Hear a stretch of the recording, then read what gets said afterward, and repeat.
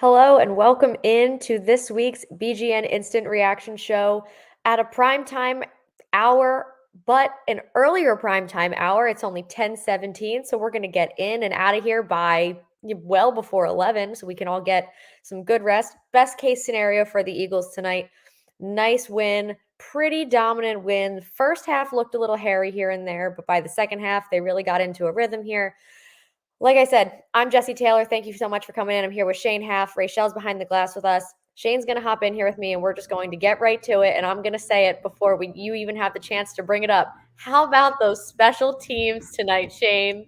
I have often said that the Eagles have a fantastic special teams unit.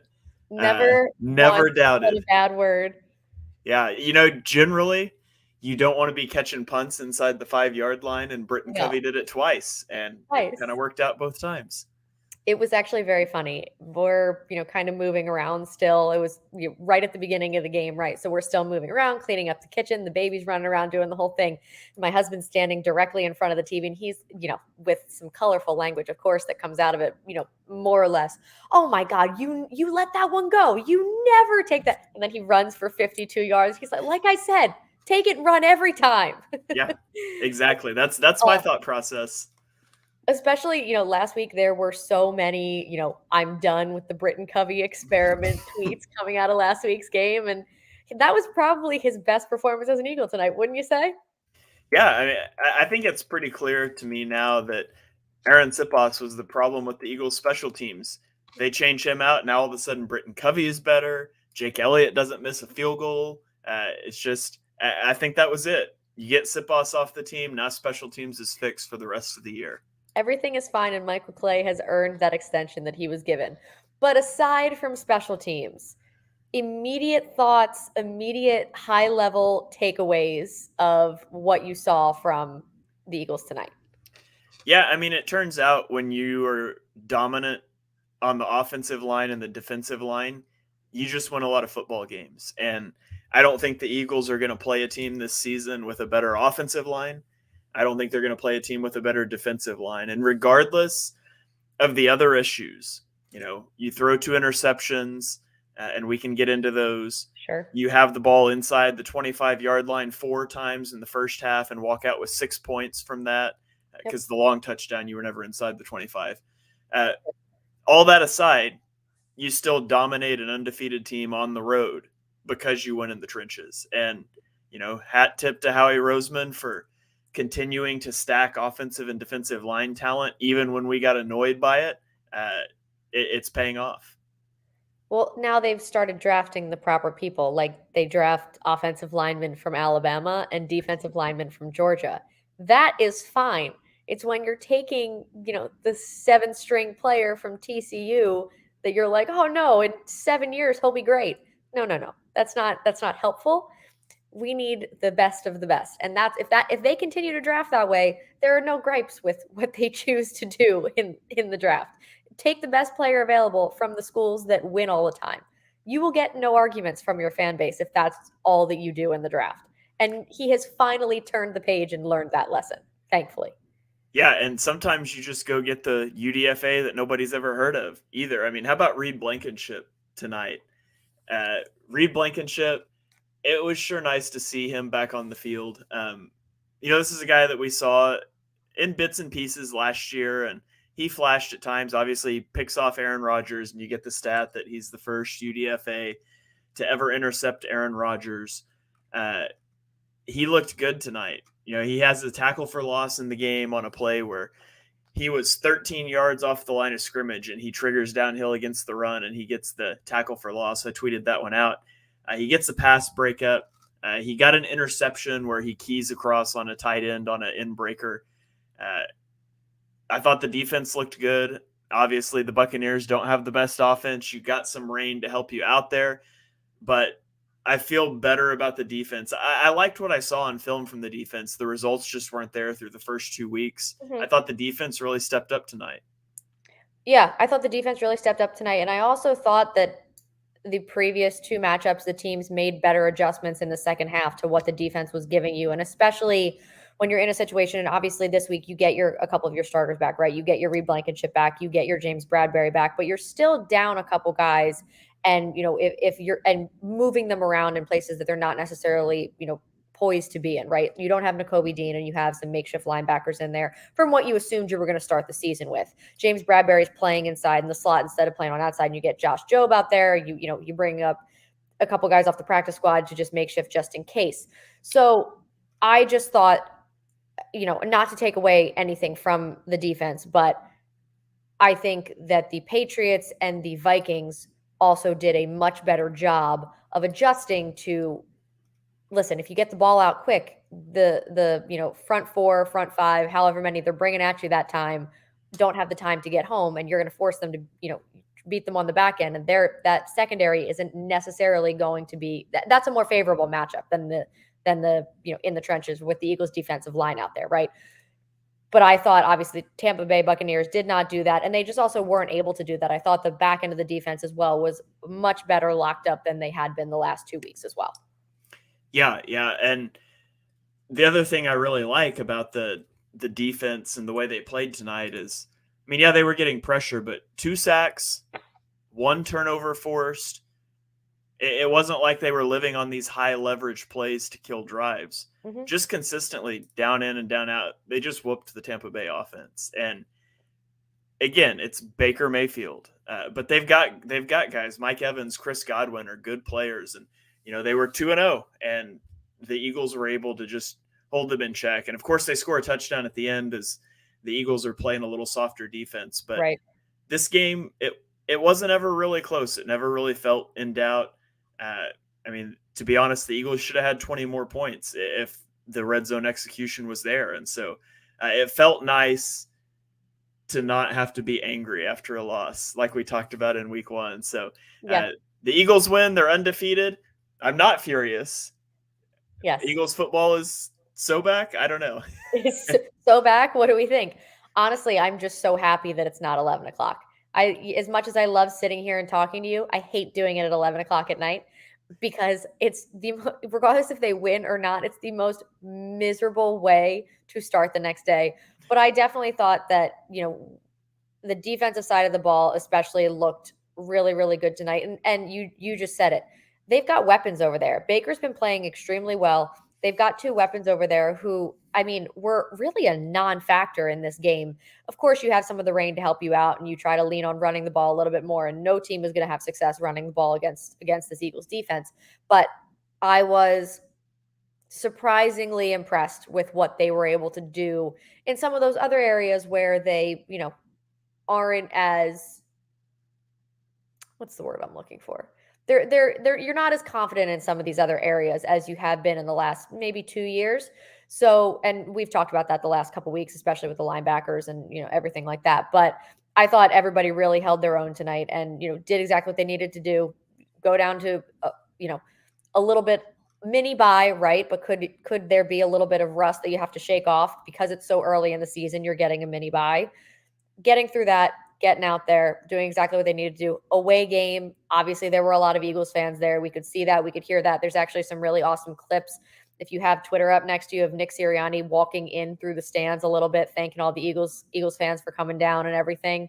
But, just really did what they needed to do, handled it. And you're right, they should have 20 more points. And I think there's still some question marks on the offensive side of the ball, which looking into the season is not necessarily something that we saw coming. Yeah. The one thing there's no question about is this rushing attack, though. Over the last 2 weeks, the Eagles have picked up 31 first downs on the ground. Their opponents have picked up 1. I mean, what a turnaround from a year ago for this That's run defense. Like last year, the Eagles' run defense was not very good. And this year, they're just dominant on the ground. And part of that's adding in Jalen Carter. Part of it is Jordan Davis being healthy. Part of it is Zach Cunningham is as much of a liability as he can be in coverage. He's really good against the run, but the run defense is awesome. The rushing attack is awesome. The thing there's still maybe some questions about is the passing attack. So Jalen Hurts is 23 of 37 tonight, 277 yards. He had 1 touchdown and 2 interceptions, took a sack. The first interception, Actually, was the first one the one where he was targeting Swift? I can't remember the order now. I Yes. think it was. Yes. The broadcast said that they thought there was a miscommunication with Swift on that play. He throws it way behind Swift. I don't know so much on that. If he thought Swift was going to break to the sideline, I still think he throws it behind him. Like, he didn't lead him enough if he expected him to break to the sideline. Yeah. So unless he was expecting a curl route, in which case he shouldn't throw that because there's a guy standing right there. I Right. don't really know. Like, I would love to be inside Hurts's head and know what he was expecting and what he thought he saw there. You'll never get that answer out of him because he'll just say he shouldn't have made the throw. Which he shouldn't have, I don't think. But Yeah. I just think it was a bad throw. I don't really know what he was expecting. The second interception, I think that interception's on Devonta Smith. Like, Devonta Smith has steps on a receiver. There's only so far you can lead him because he's running to the sideline. And it's a fantastic play by the corner. I won't take that away from him. But Devonta Smith cannot let that route be undercut. I thought that was people will talk about Hurts throwing that interception. I think you take that throw to A.J. Brown, to Devonta Smith, to Dallas Goedert all day, and 90% of the time, that's not going to be an interception. That should be a touchdown, or they should be able to make a play on it and break it up. And so I really thought that one was more on Smith than it was on Hurts. Yeah, I mean, you're gonna get what, 2 or 3 of those a game of just an F it, AJ's down there somewhere, or F it, Devontae's down there somewhere, and, there were a couple of them last year, right? I think one that stands out is the one to AJ in the Steelers game. One of Mhm. the 3 touchdowns where it probably should have been an interception, and AJ made a really good play on the ball to make sure it wasn't, and then he scored. And Mhm. you kind of take those and you live with them, right? It's either, but you're right. I don't think it should have been an interception. It's going to, obviously, the interception is stuck on Jalen Hurts now, and I'm sure we'll get another Sports Center graphic about, however many interceptions he has through however many games, and he only had so many all of last year, even though the Eagles are 3-0. And he's again a big reason why they are 3-0. Has he looked good? Or has he looked great? No. Has he even looked good compared to what we're used to from Jalen Hurts? Not really. But I feel like that's, all going to even itself out. And, when you hear 20 minutes into the broadcast after he's looked like still not great, and they're like, oh, and he has some flu-like symptoms, you're like, okay. And raining on him? That sounds terrible. You know how I knew how terrible Jalen Hurts was feeling? When he got up after the tush-push touchdown and he just handed the ball to someone and just walked away. Didn't dance, didn't do anything. And I was like, oh, that man feels like garbage. Yeah. Yeah. It's not all bad. I thought there were some good signs from Hurts and some good signs from just the structure of the offense. Like, Yes. the two passes, so the drive that ends in the Olamide Zaccheaus touchdown, it was like a play or two before that. I mean, Hurts is flirting with disaster as long as he stood in the pocket there with a rusher behind him. But Jalen Hurts of last year isn't standing in that pocket that long. Right. And then the Olamide Zaccheaus touchdown, like, credit to the offensive line for holding up for that long. When Hurts throws that ball, there's guys all over him, and ESPN puts out the dots for the touchdowns, and I screenshotted that. At the moment Hurts lets go of the ball, not only are there 3 guys like covering him up, Olamide Zaccheaus is not open. Like, he just throws it out there, and it's a Or perfect even throw. close to where he was. Yeah, perfect throw just over the hands of the cornerback. Like, that's a big time throw, and Yeah. Hurts of last year's not standing in there and making that. Now there's a fine line there. You don't want to stay in a pocket too long. You're more likely to get injured taking a hit you don't see coming in a pocket. You're Right. likely to get the ball knocked out. But on those 2 plays, like, I like that he stood in the pocket for those, delivered those throws. That's a big sign of growth. And I thought, schematically against the blitz, they did some really good things. Like, they went out empty one time and the Buccaneers brought 6, and it was just boom to the backside, Dallas Goedert on a slant. On that last drive, it was, I think, 3rd and 10 or 3rd and 12. They're bringing a pressure look. Boom, A.J. Brown side adjusts the route, hit him on the curl, break a tackle, get the first down. Like, those are things that have not been in the offense. And I talked about it not being there week 1, starting to be there week 2. I thought it was fully there. I thought Hurts and the offense handled the blitz really well. Like I said, he only takes 1 sack. And if you can take what was a big weakness last year in dealing with the blitz and turn it into a strength, the rest of it's going to come. The ball's going to bounce your way on some other things. You're not going to have 4 trips inside the 25 with 6 points. That's not going to regularly happen. Mm-hmm. And so long term, you're getting better against the blitz. I think that's a huge sign, a step forward for the offense.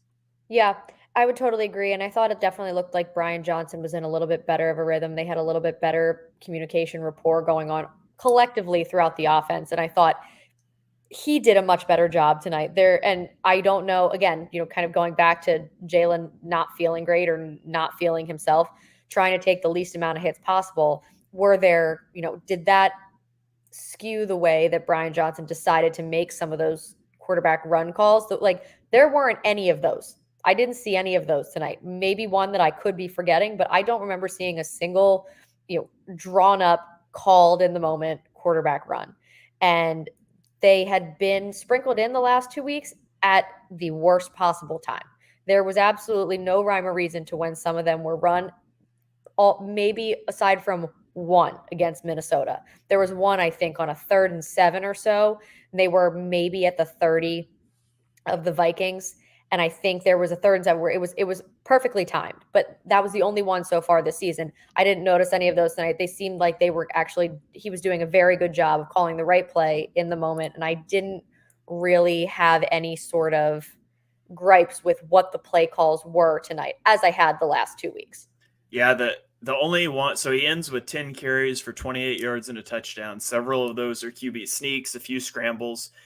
The only run play I remember was on the last drive. It was an option play because I was real mad about it. I was like, you're pulling DeAndre Swift out to keep him healthy and then calling a QB run on the last drive of the game. Like, come on. But I mean, Hurts didn't take a hit. Well, he kind of did because he was like trying to slide without going out of bounds. But yeah, overall, I thought Johnson did good. I thought the offensive line mauled in this game. And as long as your offensive line is going to play at that level, I don't know how you stop that rushing attack. You're going to have to devote so many resources to it. And then you've got AJ Brown and Devonta Smith on the outside, both of whom I didn't think played great games today. I mean, AJ Brown had some good runs after the catch, but he dropped a touchdown. He might have dropped 2 touchdowns. I can't remember. Devonta lets the route get undercut. Like, I don't think either of those guys played that great tonight. And AJ still puts up 131 yards. I mean, I just don't know what you do against the offense. That's the thing. Like, these last 3 weeks, we've been like bitching and moaning and complaining about how terrible the offense has looked and so irritated with how they've been playing. And at the end of the day, like, our wide receivers still have 100-yard games and our running back has rushed for over 100 yards the last 2 weeks. Like, that's the, I think, best thing about it, right? Like, we're complaining about all of these different things. And at the end of the day, they are still 3-0. They're still putting up points, and they are nowhere near playing even semi-decent football compared to what they are capable of. That's good news for us, bad news for the rest of the NFL if they get their you-know-what together. You want to know a fun stat from this game? Of course. 19 times in the game, the Eagles called a run on first down. All 19 times they ended up converting, like not necessarily on the play, but they never started a set of downs with a run and did not score a touchdown or pick up a first down. 100% conversion rate. That's insane. That doesn't happen. Run the football. I don't understand why we have to complain about this all the time for so many years. Run the dang ball. I sound like the freaking Blind Side. Run the dang ball. It's not rocket science. It's not. Yeah. DeAndre Swift with 0.53 EPA per rush attempt. Like, literally every 2 times you're handing DeAndre Swift the ball, you expect to score a point. I love that. Yeah. I love that. Don't ask me what Kenny Gainwell's was. Yeah, no, I don't want to know. I don't know why. After you saw the first 3 run, like, that's okay. That's my only issue with it's not even play calling, with personnel switches.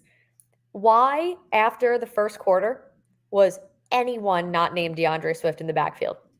Ever. I don't care. At the end of the game, I don't care. I'm getting absolutely mauled on the Babes on Broad Twitter right now because I also tweeted, why is anyone not named DeAndre Swift in the backfield? And people are like, oh, injury history and risk management. The game's over. They don't want him taking a beat. No, the entire time. Like, for example, when you're on the 2-yard line and you decide to run some sort of fake tush push situation, which of course they had in there in some capacity. And what does he do? Jalen Hurts do? Trip over Kenny Gainwell's feet. Why is Kenny Gainwell in the game? Yeah, I mean, don't understand. To be fair, between the first drive and the last drive, when they clearly just pulled Swift, he only had 5 carries between there. So I thought they pretty well just ran Swift, and then I was glad they pulled Swift for that last drive. But should we talk about the fake tush push? Like that's the 8%. Third and a long 2. Like, you are clearly not running the QB sneak there. Like, to be honest, that just screams to me like we want to put this on film, so you have to think about it, even though we would never actually run it. Like, if you're running a play like that in a blowout, it's not because you actually want to run it in a game that matters. It's because you want another team to have to think about it. Like, you will never see that play again the rest of the season, and not because it didn't work. Because why would you have a count? Why? It works 98% of the time. Just do the tush push. The Eagles are out here playing chess. Everyone else is playing checkers. That's all I have to say. And meanwhile, how many tweets did you come across from national media members that were talking about how it should be banned or there should be a limit on how many times it can be run in one game? Yeah, I mean, and the funny thing is other teams have tried it now, and it doesn't. Bad. No one has used it successfully except the Eagles. It's almost like maybe having a quarterback that squats 600 pounds playing behind a Hall of Fame center, maybe that's the key. Not that it's just some automatic thing. Yeah. And I don't know how caught up you are on listening to the New Heights podcast, but they were talking about that this week. Like,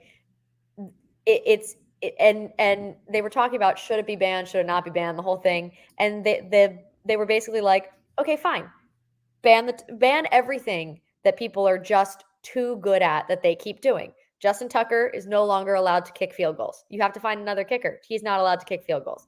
Patrick Mahomes, no longer allowed to throw the ball. I tweeted that like 2 weeks ago. I was like, yeah, Patrick Mahomes, I think it's not aesthetically pleasing when Patrick Mahomes throws the football. Ban it. Yeah, no more. He's too good at it. We're done. Like, and I'm sitting here and I was also sitting there watching. I'm like, yeah, Justin Tucker, not allowed to kick any more field goals. And then a few minutes go by, Patrick Mahomes, my husband's like, are you done yet? Are you done? I'm like, no. Why would you ban it? Because then they kept talking about it the whole time. Oh, I thought they were going to ban it. Oh, the rules are going to change, that they didn't have enough, but I really think they should ban. Shut up. Just because your sorry offensive line can't get it done, that's not my issue. Stop it. Todd Bowles talked all day about how they put special stuff in there to make sure they would get that stop. They weren't going to get it against the Tampa Bay defense. Well, they did get one stop, and then they just ran it again.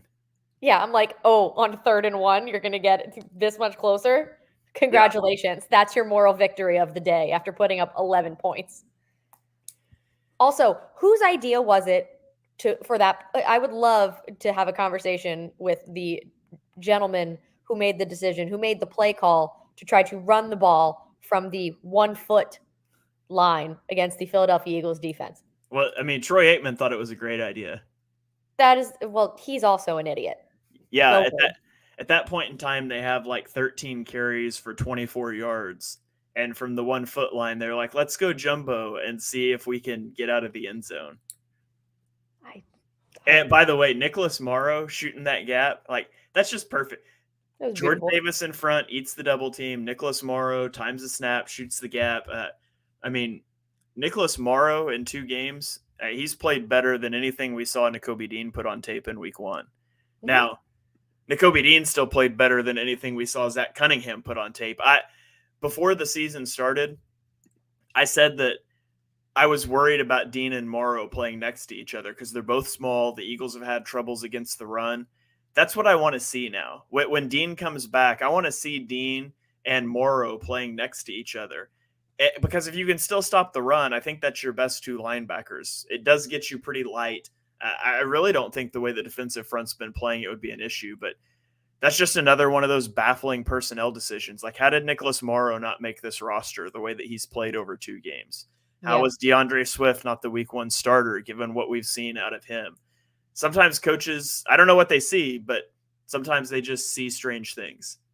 Listen, as long as they adjust to the correct things, I'm with it. Also, there's a comment down here that's really funny and it has to be addressed. As we were talking about the things that everyone's so, the players and teams are so good at that they're not allowed to do anymore. Justin Tucker's too good at kicking field goals, not allowed to. Patrick Mahomes is too good at throwing the ball, he's not allowed to. Cowboys are no longer allowed to lose playoff games. But that's so aesthetically pleasing. So aesthetically pleasing. My favorite NFL tradition, by far, is the NFL memes account on Twitter with the photo that just says, just checking in to see if y'all still them boys, with the just little heads of all the quarterbacks that beat the Dallas Cowboys. And Josh Dobbs' little head coming up out the side. A tradition unlike any other. I can't wait to hear what all of the excuses are this week for the Dallas Cowboys, but it's a beautiful thing. The Eagles are 3-0, sitting in sole position of first place in the NFC East. Yeah, you know the Jonathan Gannon clip when he was meeting the players where he does the Pew.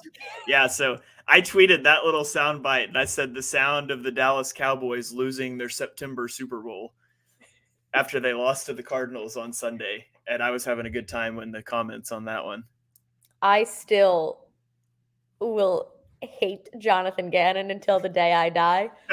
But that was such a so wonderful to just I mean, no notes. They didn't screw up that game like they did against the Giants. They are a bad football team, but my God, the Dallas Cowboys looked like absolute trash yesterday. Absolute trash. All right. I think it now would be a good time to switch over as we're talking about Twitter and some of the funny things that we have tweeted. Let's see if we can bring Rachel in to talk about some of these 3 words that we've got in response to the game this week and what everyone's thoughts are. So who are we firing? Is it all negative or is it all positive? The very first one, of course, is fire Brian Johnson. I mean, we knew it was going to come. That's the only fire anybody I've seen. A lot of people are actually talking negatively about Jalen Hurts. I mean, like you said, we haven't been seeing him look 100%, but, he wasn't feeling well today. He didn't look terrible. Somebody said Jalen worrying me. Jalen misses Shane. Finding a groove. Brian Johnson, and then everything else is really more so about DeAndre Swift. Somebody said, I'm a Swiftie. I thought that was cute. Jalen Hurts is off. Impose your will. Jalen Carter, defensive rookie of the year. Let Swift run. So a lot of them are more so about Swift positively, but the fire is definitely leaning towards Brian Johnson. This one that just says St. Joe's Prep is funny. I saw that one too. I mean, how long do we go before it's like still trying to figure it out, still early, first time coordinator? How long do we go before we make the shift to, okay, this is a concern, this is a problem? How many more weeks do we give it? I mean, the Eagles just went on the road against a really good defense and almost put up 500 yards. So I got no complaints. Like if we're a different coordinator might have got a 600 yards, but 472, I'm fine with that. Like today, is it more so because we didn't see big performances from AJ Brown and Devontae Smith? Like, yeah, we saw strong performance from DeAndre Swift, but they still won. So I'm like, I mean, that's a win, what else do we want? I don't understand it. I just don't get it.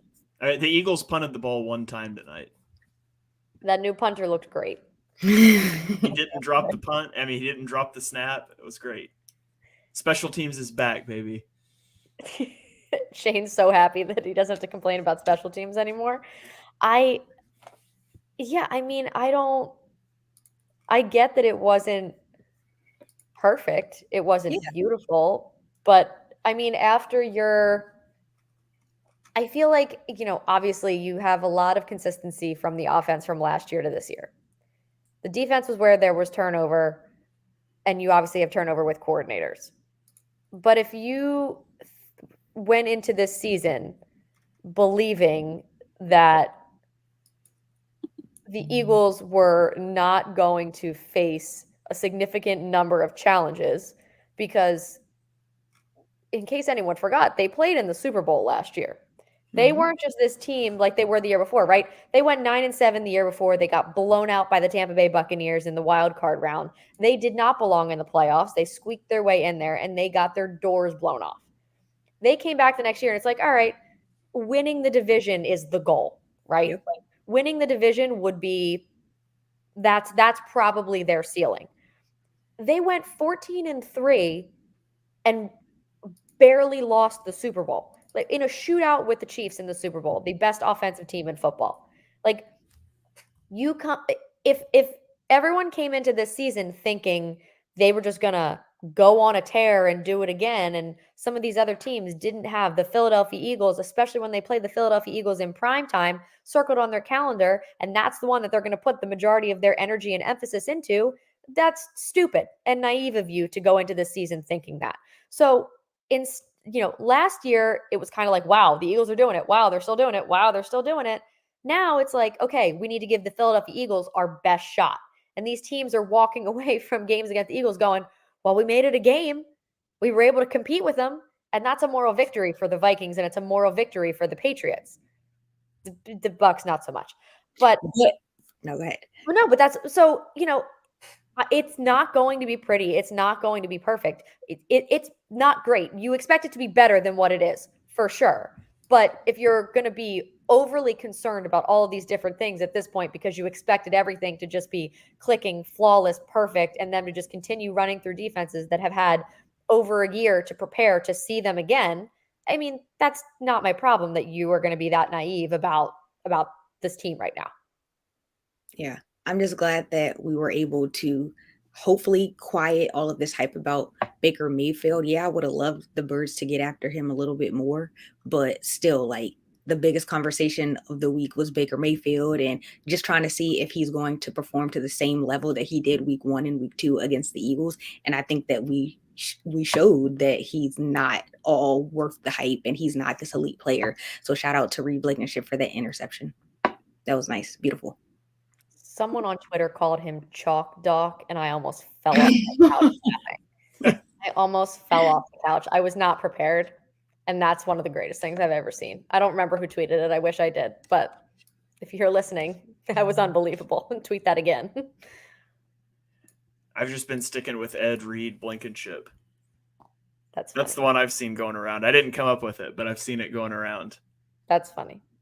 They're all very funny. The Chalk Doc one really got me. There was another one that my Philadelphia area people will understand. There was a tweet that I saw that said something like Reed Blankenship has first team all Catholic League written all over him or something. And it's so accurate based on like the Catholic League in Philadelphia that's right around the area. So anybody from the area gets how funny that is. I don't know if anybody not from the area gets it. It just sounds like a bad joke at that point, but it's very, very funny. And also, I don't know if you guys already touched on it, but it was cool to see Alameda Zacchaeus getting a touchdown. I thought that was like a big play of the day. So shout out to him. That was cool. I also did just see there's a picture going around that's a picture of him and DeAndre Swift at prep together, like celebrating after a big play. And then next to them celebrating the touchdown tonight, I have to go find it again because it's really cool. It just warms your heart. Oh. There are good things. There are good things that are still warming your heart and making you happy about this team. It doesn't all have to be, rainbows and butterflies all the time, but there are things there. There are things there and everything will be fine. I have to make myself believe it. And they're undefeated. Like, I mean, yeah, one of 3 teams. There's only 3 teams, so at least they're one of them. And one of them is not the Dallas Cowboys. That too. Dallas Cowboys lost NFC East lead. Let's go. The Dallas Cowboys lost to a team that was pretty much predicted to not win a game this year. Yes, so, the worst teams, so. Yeah, and who did the Giants lose to this week? Oh, the 49ers. They got their doors blown off by the 49ers. The New York Football Giants are a very bad football team. Mm-hmm. I mean, they were a comeback away from being 0-3, right? If they didn't come back against the Cardinals. The Cardinals are a worse football team. It's so bad. It's so bad. All right. Going into week, what is this? 4. What are you hoping to see from the Eagles against a team that is not good at football as the Washington Commanders? What are you, after these last couple weeks, what are you just hoping to see the Eagles get out of Sunday this week? What are you looking for them to improve on? I would like to see them clean up their red zone issues. I mean, I know several of those tonight were just outside the red zone, but they were moving the ball well, but not punching it in. I would like to see them clean that up. It's going to be a good test for them. Washington's got a really good defensive front. They, got a first-round rookie cornerback in their secondary, so it'll be a good test. I don't think this is a team that, of course, I would have said that's about the Buccaneers too, but I don't think this is a team you're just going to be able to run on with Daron Payne and Jonathan Allen in the trenches. They're going to get pressure on you. I just like to see the Eagles offense clean a few things up because I think they played at a high level tonight. Just few moments of lack of execution turned a 40-point game into a 25-point game. I think I'm going to focus on the defensive side of the ball for this game. Sam Howell was sacked 9 times against the Bills yesterday. And so I think this is going to be another big performance. We want to see Hassan Reddick. We've been talking about this. It's now 3 weeks in, and we really still have not seen a lot from him. We've, of course, seen the rookies dominating. But if the Bills were able to get 9 sacks and 4 interceptions, then I think that the Eagles can maybe, double that a little bit. So Hassan Reddick, I want him to have a big performance against the Commanders. Oh, how about all of the things? Both of them. If we combine both of those things, the Eagles score a lot of points every time they're in the red zone. One thing I did notice about tonight, it was every time there was any sort of lull, they really stalled. If they couldn't just keep going and execute in a rhythm, if there was an injury or if there was a TV timeout or if it was the 2-minute warning, whatever, they stopped to review a play, anything like that, they completely fell out of the rhythm. And I understand that that's kind of like the definition of being in a rhythm, but they were not able to like lock back in and continue the drive they were having once one of those things happened. So being able to continue on the drives that you're on, because someone's going to get hurt, that's going to knock you off, throw you down for a little bit. There are going to be TV timeouts. There are going to be timeouts called by the other team. There are going to be challenges. There are going to be booth reviews and things like that. You need to be able to stay focused and continue the drive and finish from there. And Rachel, you're absolutely right in terms of the defense. Would love to just see those sack numbers start to creep up. And what better team to do it against than the Washington Commanders as they come through to Philadelphia for the only 1:00 game before December. Right. I'm going to enjoy this though. 1:00 games. It's the worst time slot of the week. That's because you're 2 hours behind. Right. Just one. Are you just one? Yeah, but still, worst time slot. Stop it. Give me the 4:25 games. I would love to live on the West Coast. So all of the games started at 10 a.m. and they were over by 8 p.m. Over. Done. Yeah. None of them start at 8 p.m. They're done. Yeah.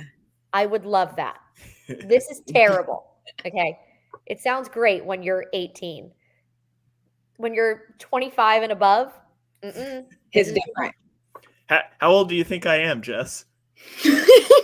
Well, I'm 28, so I gave it a few more years because I've hated these for a while.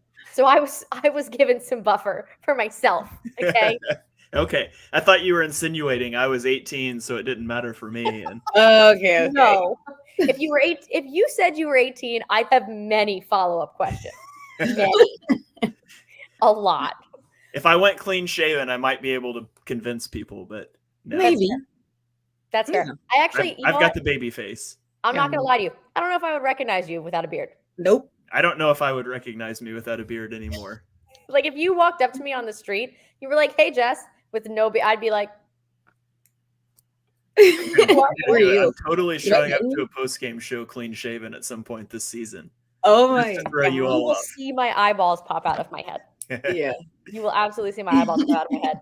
All right. With that, I don't know if we can go any further. We're going to wrap it up also because I promised everyone out there that we would wrap this before 11 o'clock, and we are going to do that, which is really more for me than anybody else because I want to go to bed.